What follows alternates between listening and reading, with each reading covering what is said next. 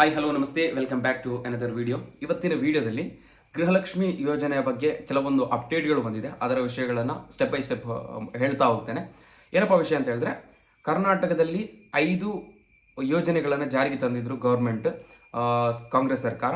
ಅದು ಇವಾಗ 3 ವರ್ಷ ಕಂಪ್ಲೀಟ್ ಆಗಿ 4ನೇ ವರ್ಷಕ್ಕೆ ಬಂದಾಗ ಹಳೆ ಗೌರ್ಮೆಂಟ್ ಹೋಯಿತು. ಅಂದರೆ ಮುಖ್ಯಮಂತ್ರಿ CM ಸಿದ್ದರಾಮಯ್ಯ ಅವರು ಇದ್ದರು, ಅವ್ರನ್ನ ರಾಜೀನಾಮೆ ಕೊಡಿಸಿ ಇವಾಗ ಹೊಸ ಮುಖ್ಯಮಂತ್ರಿ DK ಶಿವಕುಮಾರ್ ಅವರು ಅಧಿಕಾರಕ್ಕೆ ಬಂದಿದ್ದಾರೆ. 2 ವಾರ ಕಂಪ್ಲೀಟ್ ಆಗಿದೆ ಇವಾಗ ಅವರು ಅಧಿಕಾರಕ್ಕೆ ಬಂದು. ಇವರು ಬಂದ ತಕ್ಷಣ ಈ 5 ಯೋಜನೆಗಳಲ್ಲಿ ಒಂದು ಯೋಜನೆಯನ್ನು ಪರಿಷ್ಕರಣೆ ಮಾಡ್ತೇವೆ ಅಂತ ಹೇಳಿದ್ದಾರೆ. ಏನಪ್ಪ ಅಂತ ಹೇಳಿದ್ರೆ, ಅದು ಗೃಹಲಕ್ಷ್ಮಿ ಯೋಜನೆ. 5 ಯೋಜನೆಗಳಲ್ಲಿ ಒಂದು ಗೃಹಲಕ್ಷ್ಮಿ ಯೋಜನೆ. ಇದು ಮನೆ ಯಜಮಾನಿಗೆ 2,000 ರೂಪಾಯಿ ತಿಂಗಳಲ್ಲಿ ಒಂದ್ಸಲ ಬರ್ತಾ ಇತ್ತು. ಈಗಾಗಲೇ 30 ಕಂತುಗಳು ಕಂಪ್ಲೀಟ್ ಆಗಿದೆ. 31ನೇದು ಇನ್ನು ಬರಬೇಕಷ್ಟೇ. ಕೆಲವರಿಗೆ 30ನೇ ಕಂತು ಕೂಡ ಬಂದಿಲ್ಲ, ಮತ್ತೆ ಕೆಲವರಿಗೆ 30 ಕಂತು ಬಂದಿದೆ. ಇದು 31ನೇದು ಪೆಂಡಿಂಗ್ ಆಗಿದೆ. ಇವಾಗ ಹೊಸ ರೂಲ್ಸ್ ಏನಪ್ಪ ಅಂತ ಹೇಳಿದ್ರೆ, ಇಲ್ಲಿ ಪರಿಷ್ಕರಣೆ ಮಾಡಿ 4,34,000 ಫಲಾನುಭವಿಗಳನ್ನ ಹೆಸರನ್ನ ಈ ಗೃಹಲಕ್ಷ್ಮಿ ಯೋಜನೆಯಿಂದ ಡಿಲೀಟ್ ಮಾಡಿದ್ದಾರೆ. ಇದಕ್ಕೆ ಕಾರಣಗಳು ಗೌರ್ಮೆಂಟ್ ಅವ್ರು ಕೊಡ್ತಾ ಹೋಗ್ತಾರೆ. ಏನಪ್ಪ ಅಂತ ಹೇಳಿ ಮುಂದೆ ಹೇಳ್ತಾ ಹೋಗ್ತಾನೆ ಸ್ಟೆಪ್ ಬೈ ಸ್ಟೆಪ್. ಮಾತ್ರ ಇಲ್ಲಿ ಟೋಟಲ್ ಆಗಿ ಈ 5 ಯೋಜನೆಗೆ ಬೇಕಾಗಿ 56,000 ಕೋಟಿಯನ್ನು ಗೌರ್ಮೆಂಟ್ ಖರ್ಚು ಮಾಡ್ತಾ ಇತ್ತು ವರ್ಷಕ್ಕೆ. ಈಗ ಈ 4,34,000 ಜನರ ಹೆಸರನ್ನ ಗೃಹಲಕ್ಷ್ಮಿಯಿಂದ ಡಿಲೀಟ್ ಮಾಡಲಾಗಿದೆ. ಅದಲ್ಲಿ ಏನಪ್ಪಾ ಅಂತ ಹೇಳಿದ್ರೆ, ಫಸ್ಟ್ 4 ರೀಸನ್ ಗೌರ್ಮೆಂಟ್ ಅವರು ಏನು ಕೊಟ್ಟಿದ್ದಾರೆ ಅಂತ ಹೇಳಿದ್ರೆ, ಒಂದು, ಇವಾಗ ಗೃಹಲಕ್ಷ್ಮಿ ಒಂದು ಮನೆಯಲ್ಲಿ ಒಬ್ರು ಯಜಮಾನಿಗೆ ಬರ್ತಾ ಇದ್ದಿದ್ರೆ, ಅವರು ಮೃತಪಟ್ಟಿದ್ರೆ, ಅವರು ತೀರಿ ಹೋಗಿದ್ರೆ, ಅವರು ಸಾವನ್ನಪ್ಪಿದ್ರೆ, ಅದನ್ನು ಕೂಡ ಇವಾಗ ಅವರ ಮನೆಯವರು ಪಡ್ಕೊಳ್ತಾ ಇದ್ದಾರೆ. 2,000 ರೂಪಾಯಿ ಪಡ್ಕೊಳ್ತಾ ಇದ್ದಾರೆ. ಅದನ್ನು ನಾವು ಡಿಲೀಟ್ ಮಾಡ್ತೇವೆ ಅಂತ ಹೇಳಿದ್ದಾರೆ. ಅದಲ್ಲಿ ಟೋಟಲ್ 1,40,30,000 ಫಲಾನುಭವಿಗಳು ಕರ್ನಾಟಕದಲ್ಲಿ ಈ ಯೋಜನೆಯ ಅನುಭವವನ್ನು ಪಡ್ಕೊಳ್ತಾ ಇದ್ರು. ಯಾರು? ಲೇಡೀಸ್, ಗೃಹಲಕ್ಷ್ಮಿ ಲೇಡೀಸ್ಗೆ ಬರ್ತಾ ಇತ್ತು. 1,30,30,000. ಇದರಲ್ಲಿ ಈಗಾಗಲೇ 4,34,000 ಹೆಸರನ್ನು ಡಿಲೀಟ್ ಮಾಡಲಾಗಿದೆ ಅಂತೇಳಿ ಅಪ್ಡೇಟ್ ಬಂದಿದೆ. ಅದು ಯಾರೆಲ್ಲ ಅಂತ ಹೇಳಿದ್ರೆ, ಒಂದು, ಯಾರೆಲ್ಲ ಮೃತಪಟ್ಟಿದ್ದಾರೆ ಮನೆ ಯಜಮಾನಿ, ಅವರದ್ದು ಇನ್ನು ನೆಕ್ಸ್ಟ್ ತಿಂಗಳಿಂದ ಬರಲ್ಲ ಅಂತ ಹೇಳಲಾಗ್ತಾ ಇದೆ. ಮತ್ತೆ ಇನ್ನು ಎರಡನೇದು ಯಾರಪ್ಪ ಅಂತ ಹೇಳಿದ್ರೆ, GST IT ರಿಟರ್ನ್ಸ್ ಯಾರು ಫೈಲ್ ಮಾಡಿದ್ದಾರೆ. GST IT ರಿಟರ್ನ್ ಫೈಲ್ ಮಾಡಿದರೆ ಅವರು ಈ BPLಗಿಂತ ಮೇಲ್ಗಡೆ ಲೆವೆಲಲ್ಲಿ ಇದ್ದಾರೆ ಅಂತೇಳಿ ಅರ್ಥ ಅಂತೇಳಿ ಗೌರ್ಮೆಂಟ್ ಅವರು ತೀರ್ಮಾನ ತಗೊಂಡಿದ್ದಾರೆ. ಬಟ್ ಆ ಥರ ಆಗಲ್ಲ. ಇವಾಗ ಯಾವುದಾದ್ರೂ ಒಂದು ಬಿಸ್ನೆಸ್ ಮಾಡ್ತಾ ಇದ್ದಾರೆ, ಅವರು ಆ GST IT ರಿಟರ್ನ್ ಫೈಲ್ನ ಮಾಡಲೇಬೇಕಾಗುತ್ತೆ.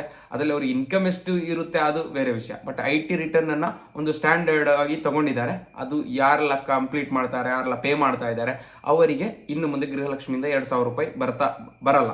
ಅದರಲ್ಲಿ ಕೂಡ 1,90,000 ಜನರ ಹೆಸರನ್ನು ಡಿಲೀಟ್ ಮಾಡಲಾಗಿದೆ. ಮತ್ತೆ 1,90,000 ಯಾರೆಲ್ಲ ಮೃತಪಟ್ಟಿದ್ದಾರೆ ಅಂತ ಹೇಳಿ ಹೆಸರು ತೆಗೆಯಲಾಗಿದೆ. ಓಕೆ, ಇನ್ನು ಮೂರನೇದು ಯಾರಪ್ಪ ಅಂತಂದ್ರೆ, ಈ ಆಧಾರ್ ಕಾರ್ಡ್ ಯಾರ್ದೆಲ್ಲ ಅಪ್ಡೇಟ್ ಆಗಿಲ್ಲ, ಆಧಾರ್ ಕಾರ್ಡ್ ಯಾರ್ದು ಸರಿ ಇಲ್ಲ, ಮತ್ತೆ ಆಧಾರ್ ಕಾರ್ಡ್ ಯಾರ್ದು ಲಿಂಕ್ ಆಗಿಲ್ಲ, ಬ್ಯಾಂಕ್ ಜೊತೆ ಪಾನ್ ಕಾರ್ಡ್ ಜೊತೆ ಲಿಂಕ್ ಆಗಿಲ್ಲ, ಅವರದ್ದು ಕೂಡ ಹೆಸರನ್ನ ಡಿಲೀಟ್ ಮಾಡಲಾಗಿದೆ. ಮತ್ತೆ KYC ಅಂತ ಒಂದು ಇದೆ, ಈ ಇಂಟರ್ನೆಟ್ ನೋ ಯುವರ್ ಕಸ್ಟಮರ್ ಅಂತ ಒಂದು ಆಪ್ಷನ್ ಇದೆ.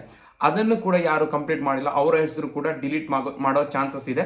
ಅದಕ್ಕಾಗಿ ನೀವು ಏನು ಮಾಡಿ ಅಂತ ಹೇಳಿದ್ರೆ, ನಿಮ್ಮ 31ನೇ ಕಂತು ಬರಬೇಕಾದ್ರೆ ಫಸ್ಟ್ ಹೋಗಿ ನೀವು ನಿಮ್ಮ KYCಯನ್ನು ಚೆಕ್ ಮಾಡ್ಕೋಬೇಕು. ಅದು ಬ್ಯಾಂಕಲ್ಲಿ ಬರುತ್ತೆ. ಮತ್ತೆ ಅದಾದ ನಂತರ ನಿಮ್ಮ ಆಧಾರ್ ಕಾರ್ಡನ್ನು ಕ್ಲಿಯರ್ ಆಗಿ ಮಾಡ್ಕೋಬೇಕು, ಲಿಂಕ್ ಮಾಡಿ ಇಟ್ಕೋಬೇಕು, ಕರೆಕ್ಟ್ ಆಗಿರ್ಬೇಕು ಡೀಟೇಲ್ಸ್. ಮತ್ತೆ ಇನ್ನು ಏನಪ್ಪ ಅಂತ ಹೇಳಿದ್ರೆ, ಇನ್ನು ಹೊಸ ಇದಕ್ಕೆ ಪರಿಷ್ಕರಣೆ ಮಾಡಿ ಅಪ್ಡೇಟ್ ಕೊಡ್ತಿರೋದು ಏನಂತ ಹೇಳಿದ್ರೆ, ನೀವು ಬಯೋಮೆಟ್ರಿಕ್ ಮಾಡಿದರೆ ನಿಮಗೆ 31ನೇ ಕಂತು, ಗೃಹಲಕ್ಷ್ಮಿದು 31ನೇ ಕಂತು ಬರುತ್ತೆ ಅಂತ ಹೇಳಿ ಗೌರ್ಮೆಂಟ್ ಅವರು ಹೇಳಿದ್ದಾರೆ. ಈ ಬಯೋಮೆಟ್ರಿಕ್ ಏನು ಅಂತ ಹೇಳ್ತಾನೆ, ಬಯೋಮೆಟ್ರಿಕ್ ಅಂತ ಹೇಳಿದ್ರೆ ನಿಮ್ಮ ತಂಬು, ಈ 2 ಕೈ ಇರುತ್ತಲ್ಲ, ಇದು ತಂಬು ಮತ್ತೆ ಕಣ್ಣಿದು ಸ್ಕ್ಯಾನಿಂಗ್ ಮಾಡ್ತಾರೆ. ನೀವು ಆಧಾರ್ ಕಾರ್ಡ್ ಅಥವಾ ಆಧಾರ್ ಕಾರ್ಡ್ ನೀವು ಅಪ್ಡೇಟ್ ಮಾಡಬೇಕಾದ್ರೆ ಈ ನಿಮ್ಮ ತಂಬ್ ತಗೋತಾರೆ, ಕಣ್ಣಿದ್ದು ತಗೋತಾರೆ, ಫೇಸ್ ರೆಕಗ್ನಿಷನ್ ತಗೋತಾರೆ. ಮತ್ತೆ ನೀವು ಹಿಜಾಬ್ ಎಲ್ಲ ಹಾಕಿದ್ರೆ ನೀವು ಕಿವಿ ಕೂಡ ಹೊರಗಡೆ ಕಾಣಿಸ್ಬೇಕು. ಆ ಥರ ಅವರು ಫಸ್ಟಿಗೆ ನಿಮ್ಮದು ಸ್ಕ್ಯಾನನ್ನು ತಗೊಂಡಿರ್ತಾರೆ ಇದು ಆಧಾರ್ ಕಾರ್ಡ್ ಮಾಡಬೇಕಾದ್ರೆ. ಈಗ ಕೂಡ ಅದೇ ಬಯೋಮೆಟ್ರಿಕ್ ಅನ್ನು ಯಾಕೆ ಮಾಡ್ತಾ ಇದೆ ಅಂತ ಹೇಳಿದ್ರೆ, ಇವಾಗ ನೀವು ಜೀವಂತವಾಗಿದ್ದರೆ, ಬದುಕಿದ್ರೆ ಮಾತ್ರ ನಿಮ್ಮದು ತಂಬು ಕಣ್ಣಿದು ಸ್ಕ್ಯಾನಿಂಗ್ ಎಲ್ಲ ತೆಗೆಯೋಕ್ಕಾಗೋದು.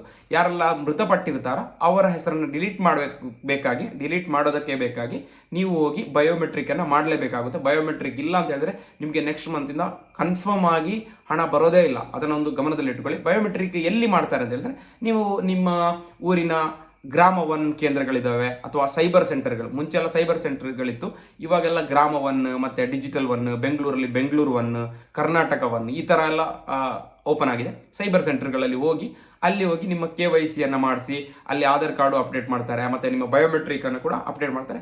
ಅಲ್ಲಿ ನಿಮ್ಗೆ ಸಣ್ಣ ಒಂದು ಚಾರ್ಜ್ ಮಾಡ್ತಾರೆ, ಏನು 5 ರೂಪಾಯಿ ಅಂತ ಹೇಳ್ತಾರೆ, ಬಟ್ 5 ರೂಪಾಯಿ ಅಲ್ಲ, ಮಿನಿಮಮ್ ಒಂದು 30-40 ರೂಪಾಯಿ ತಗೋಬಹುದು. ಅದನ್ನ ಒಂದು ಅಪ್ಡೇಟ್ ಮಾಡಿಸಿಟ್ಕೊಳ್ಳಿ. ಇಲ್ಲ ಅಂತ ಹೇಳಿದ್ರೆ ನಿಮಗೆ ಗೃಹಲಕ್ಷ್ಮಿ ಹಣ ಬರೋದೇ ಇಲ್ಲ. ಬಯೋಮೆಟ್ರಿಕ್ ಕಡ್ಡಾಯ 100%. ಬಯೋಮೆಟ್ರಿಕ್ ಅಪ್ಡೇಟ್ ಮಾಡದಿದ್ರೆ ನಿಮ್ದು ಬರೋದೇ ಇಲ್ಲ. ಯಾರ್ದೆಲ್ಲ ಮುಂಚೆನೆ ಅಪ್ಡೇಟ್ ಆಗಿದೆ ಅವ್ರದ್ದು ಓಕೆ ಅಂತ ಕಾಣಿಸುತ್ತೆ. ಆದ್ರೆ ಯಾರಿಗೆಲ್ಲ ನಿಮ್ಗೆ ಡೌಟ್ ಇದೆ, ನಿಮ್ಗೆ ಈ ಸಲ ಬರ್ಬೋದಾ ಇಲ್ವಾ ಅಂತೇಳಿ ಕನ್ಫರ್ಮ್ ಇಲ್ಲ, ನೀವು ಒಂದ್ಸಲ ಹೋಗಿ ಸೈಬರ್ ಸೆಂಟರ್ಗೆ ಹೋಗಿ ಇದನ್ನ ಒಂದು ಅಪ್ಡೇಟ್ ಮಾಡಿಸ್ಕೊಳ್ಳಿ. ಇದು ಅಪ್ಡೇಟ್ ಮಾಡಿದ್ರೆ ಮಾತ್ರ ನೆಕ್ಸ್ಟ್ ತಿಂಗಳಿಂದ ನಿಮಗೆ ಗೃಹಲಕ್ಷ್ಮಿ ಅಮೌಂಟ್ ಬರುತ್ತೆ. ಓಕೆ, ಇದು ಇದರದ ಡೀಟೇಲ್ಸ್. ಇನ್ನು ಇದರ ಏನೆಲ್ಲ ಅಪ್ಡೇಟ್ ಇದೆ ಮುಂದಿನ ವಿಡಿಯೋದಲ್ಲಿ ಹೇಳ್ತೇನೆ. Okay, thank you for watching. Bye.